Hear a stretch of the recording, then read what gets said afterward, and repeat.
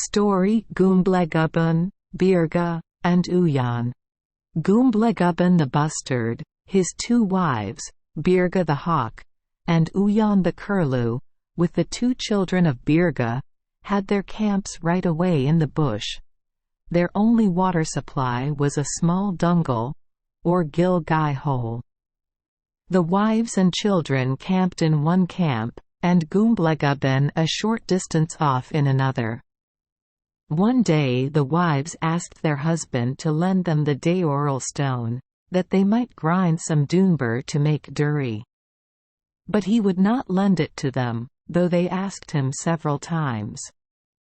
They knew he did not want to use it himself, for they saw his durry on a piece of bark, between two fires, already cooking. They determined to be revenged, so said, "We will make some water bags of the opossum skins.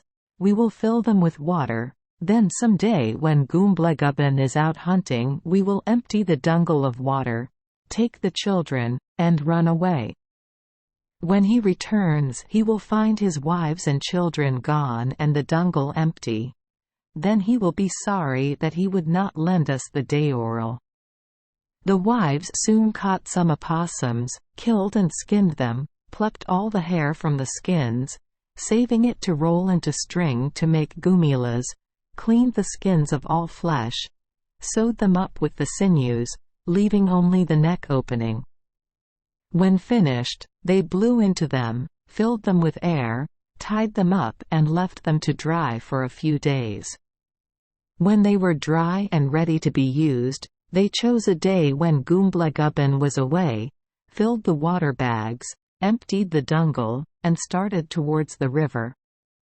Having travelled for some time, they at length reached the river. They saw two black fellows on the other side, who, when they saw the runaway wives and the two children, swam over to them and asked whence they had come and whither they were going.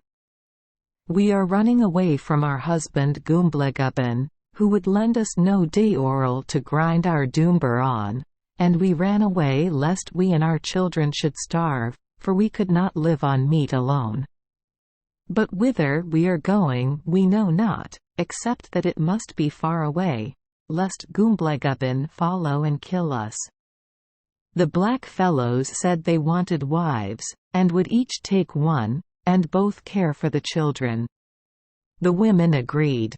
The black fellows swam back across the river, each taking a child first, and then a woman, for as they came from the back country, where no creeks were, the women could not swim.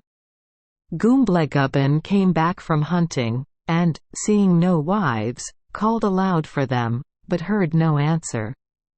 Then he went to their camp, and found them not. Then turning towards the dungle he saw that it was empty. Then he saw the tracks of his wives and children going towards the river. Great was his anger, and vowing he would kill them when he found them, he picked up his spears and followed their tracks, until he too reached the river. There on the other side he saw a camp, and in it he could see strange black fellows, his wives, and his children.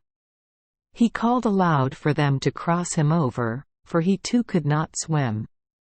But the sun went down and still they did not answer. He camped where he was that night, and in the morning he saw the camp opposite had been deserted and set fire to. The country all round was burnt so that not even the tracks of the black fellows and his wives could be found, even had he been able to cross the river.